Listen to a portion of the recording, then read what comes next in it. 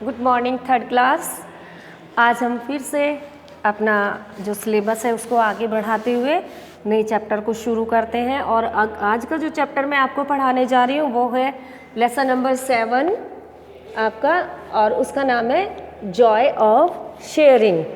Joy होता है आनंद, खुशी, और शेयरिंग होता है आपस में मिल बांटना। आपस में जब हम कोई चीज़ किसी को देते हैं अपनी चीज़, और दूसरे की चीज़ हम जो लेते हैं, तो आपस में मिल बांटकर खाने से या आपस के सामान को एक दूसरे के साथ शेयर करने से जो खुशी मिलती है उसके बारे में इस चैप्टर में आपको बताया गया है।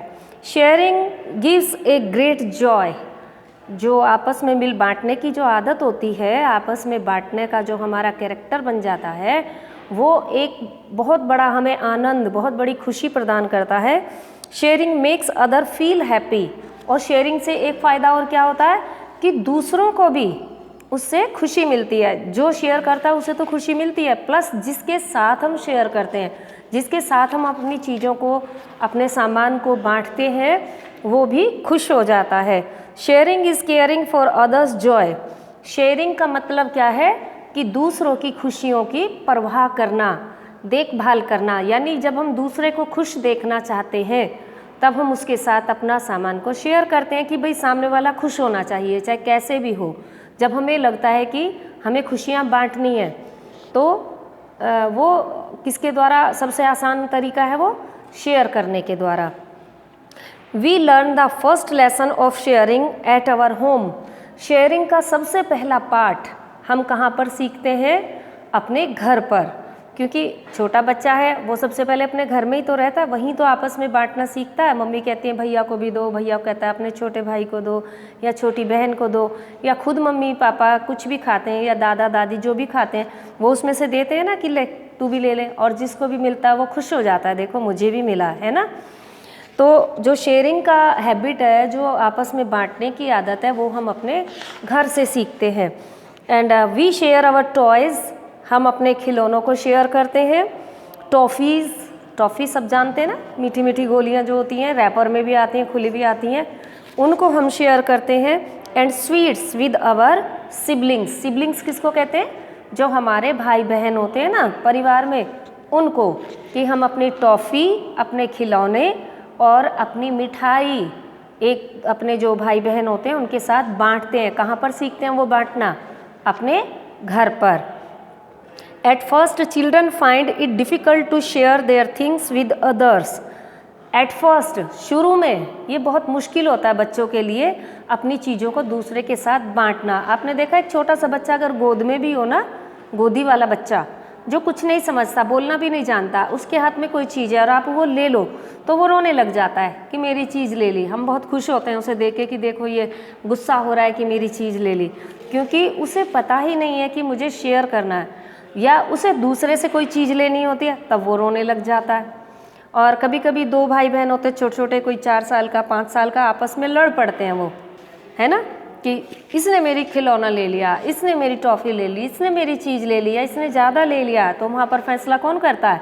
मम्मी होती है तो मम्मी करती हैं, या पापा, या जो भी बड़ा हो दादा दादी में से, वो कहते हैं नहीं ऐसे नहीं करते, ये आपका छोटा भाई है ना, आप बड़े हो ना। और जो छोटा अगर कुछ गड़बड़ करता तो उसे कहेंगे अच्छा ये आपका बड़ा भैया नहीं है, आपकी बड़ी बहन नहीं है, आपको देनी चाहिए।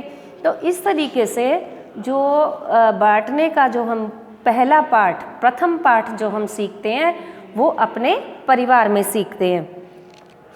And but the parents teach them to share their things with their brother and sister. शुरू में मुश्किल होता है बच्चों के लिए शेयर करना, लेकिन इसने मेरी पेंसिल क्यों ले ली, मैं तो यही पेंसिल लूँगा, यही रेज़र तो मेरी है ना। लेकिन वहाँ सिखाया जाता है फिर उनको कि ऐसे नहीं, मिल के काम करते हैं। और कौन सिखाता? वो हमारे पेरेंट्स, माता पिता। When children learn sharing once, जब बच्चा एक बार शेयर करना सीख जाता है, they find joy in it, और उन्हें फिर इसमें क्या होता है, क्या मिल जाता है? आनंद मिलने लगता है, खुशी मिलने लगती है। एज दे ग्रो अप, और जैसे जैसे वो बड़े होते हैं, they take more and more joy in sharing things with their friends and classmates. और जैसे जैसे वो बड़े होते हैं उन्हें और ज़्यादा आनंद प्राप्त होने लगता है। किस चीज़ में? अपने सामान को शेयर करने में किसके साथ, अपने जो फ्रेंड्स होते हैं उनके साथ, और जो क्लासमेट होते हैं, क्लासमेट में मतलब सहपाठी जो हमारे साथ कक्षा में पढ़ते हैं वो क्लासमेट कहलाते हैं, ठीक है।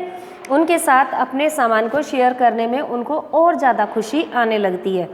देखा ना, आपके भी फ्रेंड्स होंगे, देख मैं आज तेरे लिए ये लाई हूँ, मेरी मम्मी ने ये बनाया था, देख हम घूमने गए थे और मैं तेरे लिए ये वाला गिफ्ट लेके आई हूँ वहाँ से, है ना, होता है ना बच्चों में।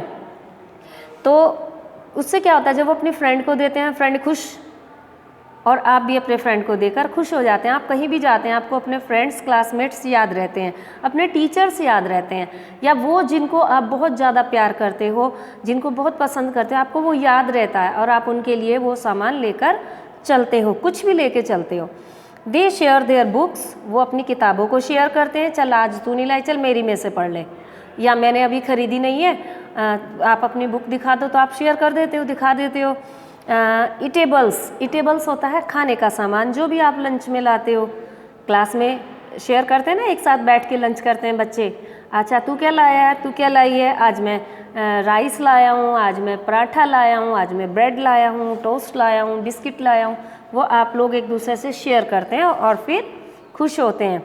एंड प्ले मटीरियल्स एक्सेट्रा, और खिलौने भी, यहाँ तक कि स्कूल में भी ले आते हैं ना कुछ बच्चे, अपने टॉयज़ को बैग में रख के ले आएंगे, फिर दिखाएंगे अपने फ्रेंड को, देखो मेरे पापा ने ये ला के दिया, ये वॉच है, मेरे मामा ने ला के दी। तो अपने सामान को एक दूसरे के साथ वो शेयर करते हैं, अपने खिलौनों को शेयर करते हैं। घर में पड़ोस में एक बॉल होती है और कई बच्चे उससे खेलते हैं, तो वो बॉल सभी की थोड़ी होती है, किसी एक की होती है, और वो आपस में शेयर करेंगे, क्योंकि अकेला कैसे खेलेगा बच्चा, किसी के साथ शेयर करेगा तभी खेलेगा ना, और जब वो शेयर करता है तो उसे भी खुशी मिलती है और दूसरों को भी।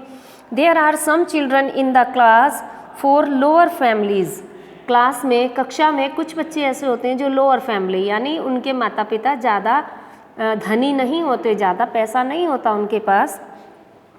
दे can not afford to buy toys, उनके वो मतलब खिलौने नहीं खरीद पाते हैं, इतना पैसा नहीं होता, बस वो केवल अपनी एजुकेशन कर रहे हैं, यही काफ़ी है। खरीदते भी हैं तो बस छोटे मोटे बहुत महंगे वाले अच्छे वाले खिलौने नहीं खरीद पाते, या खरीद ही नहीं पाते हैं, है ना, सभी तरह के लोग हैं दुनिया में। Sweets and even good books, यहाँ तक कि मतलब मिठाइयाँ, टॉफ़ीज़, और यहाँ तक कि अच्छी किताबें भी नहीं खरीद पाते। पूरा साल हो जाता है, बहुत लंबा समय निकल जाता है कि बच्चे बुक नहीं खरीद पाते हैं। कहा जाता है उनको, क्यों? क्योंकि कुछ ना कुछ फैमिली की प्रॉब्लम होती है, पैसे की प्रॉब्लम होती है।